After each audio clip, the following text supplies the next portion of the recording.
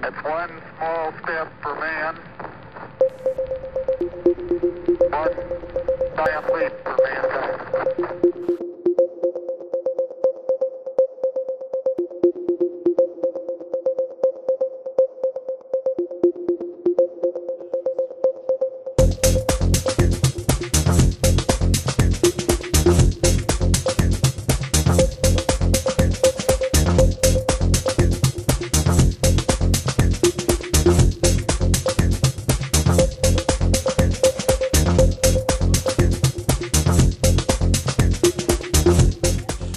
Vous aviez dû présenter le métier d'avocat ou de juriste, docteur en droit, vous auriez présenté un prétoire avec un avocat ou une avocate qui plaide, et pas une prison. Si vous aviez dû présenter,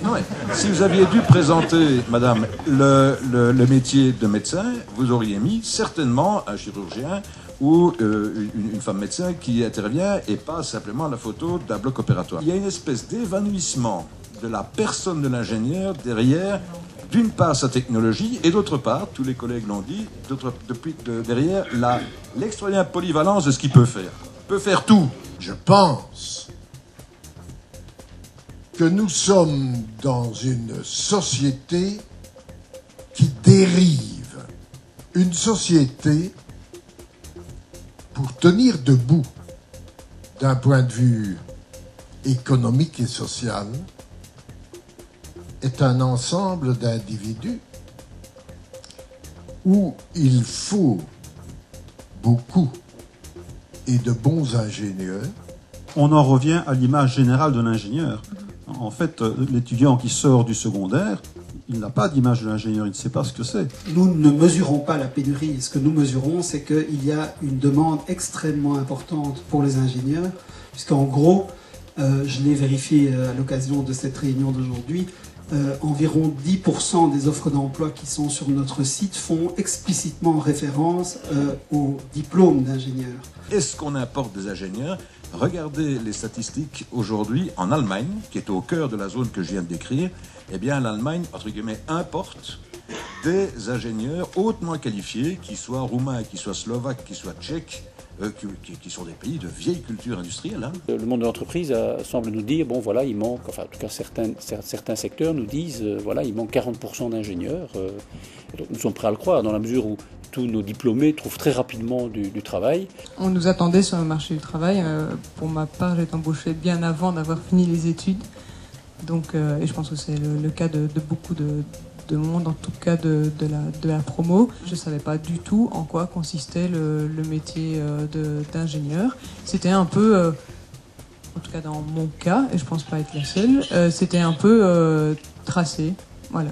Suivre avec la relation avec les maths ou... Voilà, poursuivre la relation avec les maths. Je crois que c'était un peu le métier le plus logique peut-être. Et puis celui qui donnait aussi de grandes perspectives par après, qui laissait le choix. À la limite, choisissez une filière sociale, choisissez ingénieur. C'est un peu le message de l'ingénieur, c'est celui qui trouve les solutions technologiques aux problèmes du réchauffement climatique, de la santé, de la mobilité, de l'énergie, mais qui trouve les solutions partout. Donc il n'y a pas plus social, il n'y a pas plus utile sur le plan sociétal que la fonction d'ingénieur. C'est la raison pour laquelle, à l'époque, petite pub, on avait le slogan, comme on dit à Agoria, un slogan, logo, Agoria, no future without technology, no technology without engineers. Et on peut terminer en disant no future without engineers. Donc l'avenir sera avec ou sans les ingénieurs, mais si on choisit, vous en avez parlé tout à l'heure, un avenir sans ingénieurs, sans carrière technologique, eh bien, au-delà de l'impact économique, il y a aussi une perte au niveau bien, de la puissance, d'innovation et de réponse aux défis sociétaux. Et ça, je crois que c'est aussi ça qu'il faut mettre en avant plutôt que toujours les maths, hein, ou la mécanique, l'électricité, ça ne fait pas rêver nécessairement un jeune. Et ce qui est évidemment frappant aussi, c'est l'immense variété des fonctions pour lesquelles on demande des ingénieurs.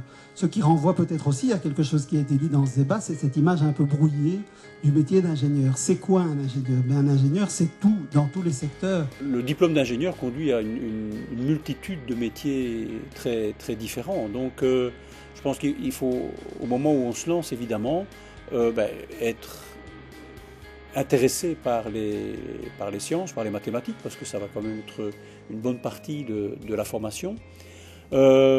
il faut être ouvert, je dirais, parce qu'on va faire beaucoup de choses pendant ces études. Quand je suis rentrée dans les études d'ingénieur, au début je voulais faire aéronautique. Et après 3 ans, donc au moment du choix d'option, je me suis rendu compte que les cours que je préférais, c'était l'informatique. Moi j'ai choisi le métier d'ingénieur parce que ce diplôme permettait d'occuper des positions importantes en entreprise. J'ai terminé mes études d'ingénieur en informatique au mois de juin. Et pour le moment, je me lance en tant qu'indépendante pour créer des applications pour iPhone. Quand je suis rentré dans les études, j'ai voulu faire ingénieur informaticien.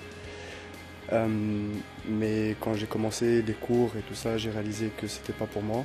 Et grâce au fait qu'on touche absolument à plein de domaines différents, j'ai réalisé que la physique nucléaire m'intéressait beaucoup. J'ai toujours été passionné par le métier d'ingénieur. Pour moi, c'est ce qui ouvrait le plus de portes. Et voilà, j'ai toujours été curieux et c'est le moyen de connaître le plus de choses. J'ai été diplômé en tant qu'ingénieur en physique nucléaire. J'ai trouvé un emploi pour SPX en 1 semaine. Et aujourd'hui, j'ai commencé à travailler à partir du 3 octobre en tant qu'ingénieur thermicien. Monsieur. Globalement, le niveau de rémunération des ingénieurs est en moyenne, comme ça a été dit, on ne révèle rien plus élevé que dans les autres professions. Il y a un écart quand même relativement significatif, je trouve, entre un jeune ingénieur qui est engagé, j'allais dire chez moi, à Electrabel, et quelqu'un qui est engagé par la même société avec un diplôme différent. Un écart 20%. Les ingénieurs belges ont vraiment un label de qualité qui est excellent. Et d'ailleurs, les gens qu'on envoie de Belgique sur des projets à l'étranger fonctionnent excessivement bien et développent effectivement ce qu'ils doivent faire dans les projets. On a vraiment à défendre cette qualité et cette diversité, finalement, cet esprit d'ouverture, cet esprit généraliste. Normalement, ça doit être quelqu'un qui est gestionnaire de projet, quelqu'un qui est capable de gérer des projets, quelqu'un qui est capable de fonctionner en équipe, quelqu'un qui est capable de diriger une équipe éventuellement. Alors ça, c'est pas nécessairement quand il va commencer, mais un jour ou l'autre, il sera amené à ça. C'est quelqu'un qui est capable de communiquer assez facilement. La communication est un élément important du métier, en français bien entendu, mais aussi éventuellement dans d'autres langues. Donc c'est quelqu'un aussi qui est ouvert à l'international. C'est aussi, me semble-t-il, important dans le monde d'aujourd'hui. C'est la première fois qu'on a réussi à rassembler 5 partenaires qui faisaient chacun dans leur coin des petites initiatives.